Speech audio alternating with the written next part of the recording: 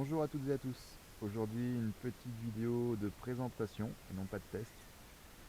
C'est un buggy 260 cm3, un GS Moon, un buggy chinois, sur une base de moteur Yamaha, enfin de licence Yamaha reprise, que j'ai fait aménager d'un tiré poussé et d'une fourche au volant. Donc, résultat des courses, c'est pas super génial. La direction est vraiment dure. On l'a pourtant desserré, on a desserré tous les organes, on a essayé de l'assouplir au maximum sans pour autant rajouter de direction assistée. Mais ça reste encore très dur. Donc j'avais choisi ce buggy à l'origine pour son accès. Donc, vous pouvez le voir, les arceaux sont bien disposés. Allez, je vais mettre le fauteuil à côté. Pour le transfert, c'est vraiment pratique. On peut vraiment venir au ras. Bon, en enlevant les palettes, je gagne un peu. On peut vraiment s'avancer et vraiment faire son transfert. On est pile poil à hauteur. Donc il était vraiment bien pour ça. Donc c'est pour ça que je l'avais fait aménager, pensant pouvoir m'en servir. Et en fait, résultat des courses, j'arrive à tourner que d'un seul côté. J'ai ce mouvement qui est bon, fait que je peux tourner les roues vers la gauche. Par contre, quand il s'agit de monter comme ça pour le volant, là j'ai vraiment pas assez de force. C'est quand même très dur. Je sais pas bien serré d'ailleurs. Donc non, là c'est pas tétra pouvette pour le coup, ou alors si peut-être pour un tétra qui a ses triceps, un tétra C7. Là c'est peut-être jouable. En ayant des bons triceps, ouais, ça doit être faisable. Par contre, pour un tétra C4, C5, C6, faut oublier. À moins de vouloir ne tourner que dans un sens, et encore, c'est pas facile. Donc non, là-dessus, je me suis loupé. Donc pour un para, il est génial, hein, sachant que le transfert se fait pile poil. Le siège à côté vous permet de ranger le fauteuil, il y a largement la place de tout mettre, les roues, l'assise et compagnie. Donc c'est super marrant, ça roule à 60, 110 km/h. C'est pas un foudre de guerre, mais c'est marrant. En adaptation intéressante que certains pourront peut-être reprendre, au niveau du tiré poussé, j'avais enlevé la boule, mais bon, on n'était pas accessible pour moi, c'était pas pratique de lever et pousser, c'était pas tip top. Et à la place, j'avais pris une protection de roller, de poignée, donc avec une coque intérieure en plastique dur, bien sûr les sangles autour pour bien l'accrocher et que ça bouge pas.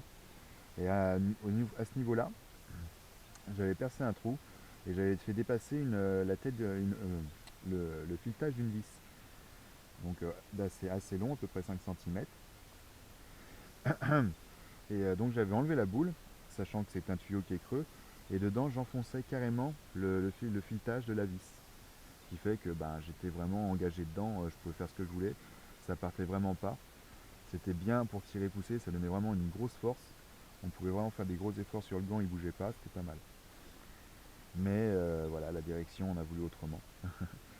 Donc j'aurais pu faire assister la direction avec tout bêtement un boîtier de direction assistée, soit d'occasion d'une voiture. Mais bon, là, ça demande quand même pas mal d'adaptation. Il y a pas mal de place pour bricoler, mais bon, c'est pas, c'est pas super facile à faire non plus. Moi, je connaissais personne qui pouvait me le faire.